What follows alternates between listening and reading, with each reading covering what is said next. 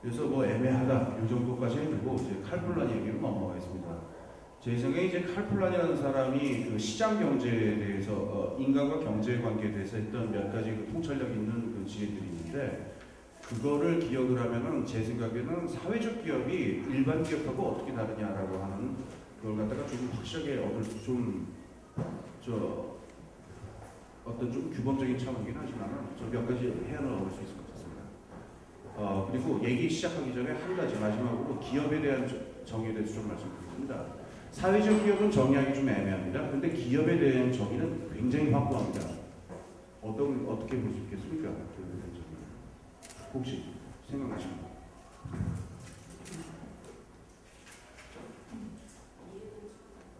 이익을 추구한다. 근데 그거 우리 모두 다 그렇잖아요. 심지어 목사님도 이익을 추구하고 그 이익을 어떻게 정의하냐에 달린 건데 어떻게 정의할 수 있을까요? 기업이라는 조직을.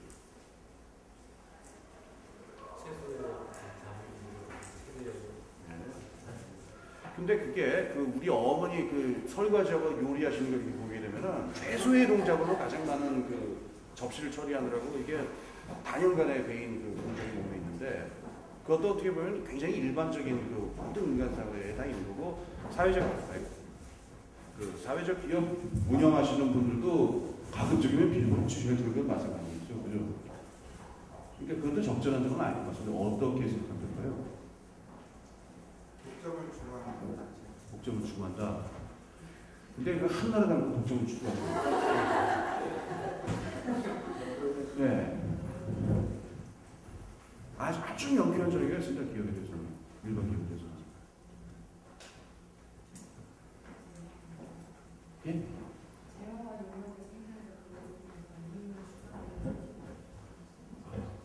노동자들도 마찬가지인 것 같아요.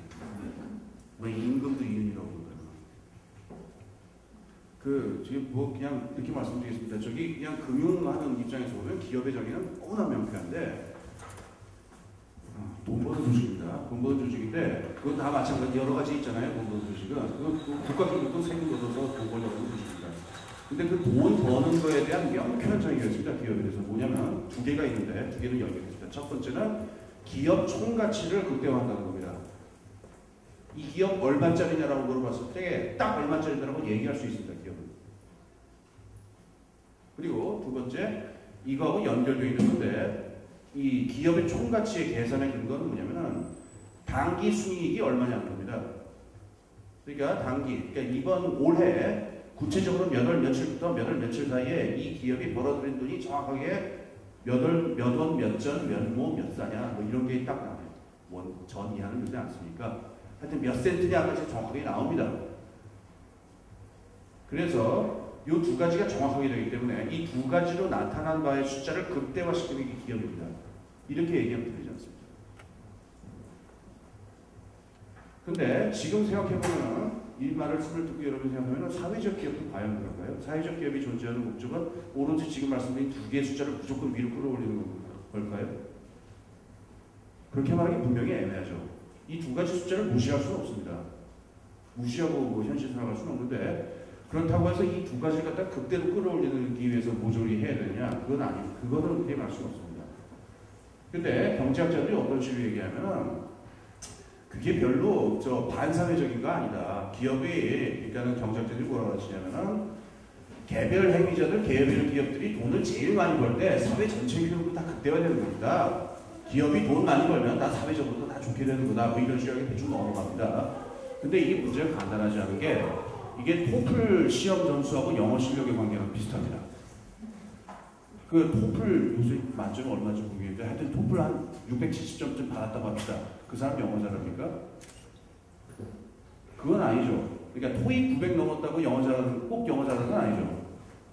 근데 토익 시험을 봐야 되는 사람은 어떠냐면은 자기 영어 실력을 양성하고 어쩌고 저쩌고에 관심을 가지서는 안 되고 문제풀이를 하든 학원을 다니든 무슨 수를 써서라도 900점을 넘겨야 되죠. 그죠? 그리고 그 과정에서 영어 실력이 아예 황폐화되는 경우도 무수하게 많습니다. 그럼 기업의 경우도 마찬가지인데 이 기업이 내가 사회적으로 어느 만큼 훌륭한 일을 했고 사회적으로 유용한 생산이든 재화든 서비스든 사회적으로 유용한 것을 공급했는가라고 하는 걸 평가하는 기준은 여러 가지가 있겠는데 기업의 경우에는 아까 말한 딱 두 가지의 숫자 그리고 요즘은 두 번째도 관심 없습니다. 그 주식회사의 경우에는 두 번째도 별로 중요하지 않습니다. 기업 총자산 가치가 얼마냐. 주식회사의 경우에는 그게 뭐냐면은 그 주식 가치 총액이에요. 이게 얼마냐로 그냥 드러나버리는 거니까 마치 그 토익 시험을 보는 수험생이 내가 진짜 영어 실력이 있냐라는 바보 같은 질문을 안 하는 것과 마찬가지로 기업은 그런 질문하지 않습니다. 기업 총가치로 나타난 바의 숫자가 극대로 뛰어오르기 위해서 어떻게 할 거냐 딱 이 질문밖에 없습니다. 그리고 그 과정에서 상당히 문제가 되는 행동들을 많이 합니다. 이게 전형적으로 알려져 있는 그 주주가치 자본주의라든가 신자유주의적 기업의 형태인데 대량 해고를 하죠. 그래서 한 5,000명짜리면 그 다음날 주가 있게 됩니다. 진짜. 그리고 R&D 같은 거 있죠. 기술개발 투자 같은 거. 그거 하겠습니까? 안 하겠습니까? 그거 미쳤습니까? 안 합니다. 그 다음에 기타 등등입니다. 등등등. 그리고 되려 이 주가를 뛰어오르게 하는데 아주 기가 막히게 머리를 잘 쓰는 사람이 하나 있다. 그러면 그 사람한테 월급을 얼마를 주냐면은 월급이 아니라 연봉을 한 80억 원도 줍니다. 100억 원도 줍니다. 그보다 더 극악한 숫자도 많이 있습니다. 그러면은 이제 그 개별 노동자하고 CEO하고의 공급 그 수익 차례라고 하는 게 뭐 공력계 자리 계산도 잘하는데요. 막 이런 차이가 나는데 이게 과연 사회적인 짓이냐 반사회적인 짓이냐 하는 문제들이 있죠. 근데 그건 대의하지 않습니다.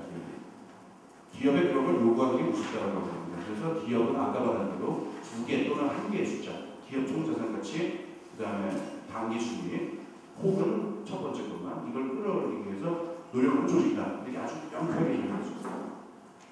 그리고 그 기업이 어떻게 행동해야 되고, 조직을 어떻게 운영해야 되고, 그 다음에 어떻게 관리하다가 심지어 조직을 날릴 수 있는 것까지의 모든 행동입니다. 지금 말한 이 것에서 정확하게 구축됩니다. 어떤 사장이 바보같이 그걸 제대로 고치지 못하고 있다. 도와주는 조직까지 있습니다. 이게 컨설팅 회사입니다.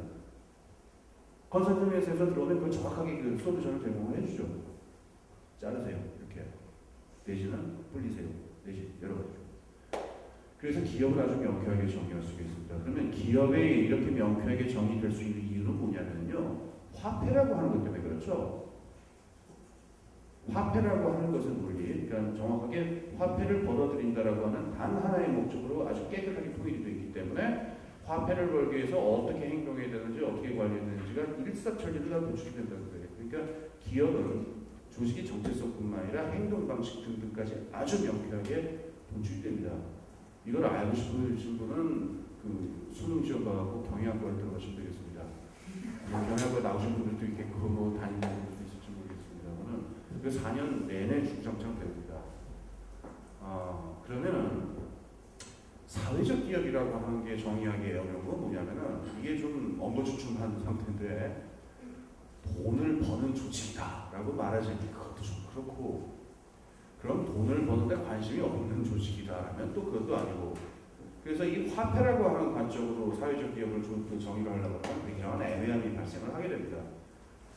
그래서 인간의 경제를 바라볼 적에 그 화폐라고 하는 관점으로 바라보지 말고 이게 보통 그 주류경제학의 시점입니다. 그러지 말고 화폐라고 하는 관점으로 보지 말고 인간의 삶이라고 하는 관점에서 경제를 바라보자라고 하는 생각을 가진 그 경제수 생각이 있었는데 그 사람이 바로 칼 플라게트 사람입니다.